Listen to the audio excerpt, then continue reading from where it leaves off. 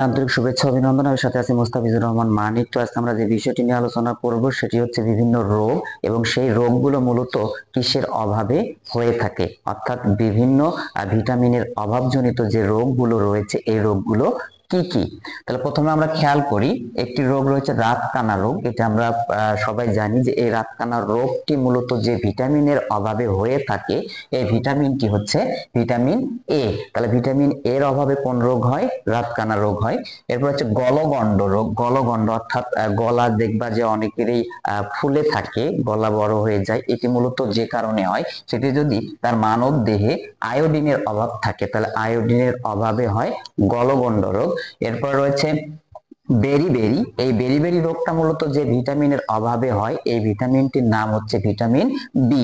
তাহলে কারো যদি মানব দেহে ভিটামিন বির অভাব হয় তাহলে সে ব্যক্তি যে রোগে ভুগবে সে রোগটির নাম হচ্ছে বেরিবেরি। এরপর হচ্ছে স্কারভি রোগ। স্কারভি রোগ মূলত হয় ভিটামিন সির অভাবে। তাহলে ভিটামিন সির অভাবে যে রোগটি দেখা দেয় সেটির নাম হচ্ছে স্কারভি। এরপর হচ্ছে দাঁতের ক্ষয়। অনেকেরই দাঁত ক্ষয় হয়ে যায় বা ভেঙে যায়, এ কারণে বা যে কারণে এটি হয়ে থাকে বা দাঁতের যে ক্ষয় হয়ে থাকে, এটি মূলত হচ্ছে যদি ফ্লুরাইডের অভাব থাকে। ফ্লুরাইডের অভাবে কিন্তু দাঁত ক্ষয় হয়।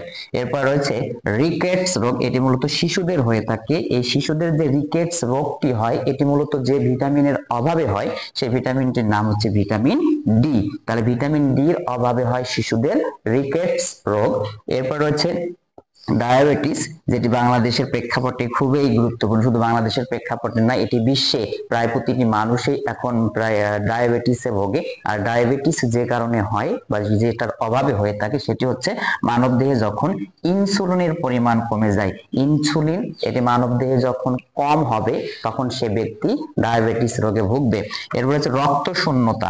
মানবদেহে মাঝে মাঝে যে রক্তের শূন্যতা দেখা দেয়, এই রক্তের শূন্যতার জন্য যেটি দায়ী, মূলত যেটার অভাবে বা যেটির ঘাটতিতে রক্ত শূন্যতা আসে, এর মধ্যে একটি হচ্ছে আয়রন এবং অন্যটি হচ্ছে প্রোটিন। তার মানে আমাদের এই দেহের ভিতরে যদি কখনো আয়রনের পরিমাণ কম থাকে এবং প্রোটিন জাতীয় খাদ্যের অভাব থাকে তাহলে সে ব্যক্তি রক্ত শূন্যতায় ভুগবে।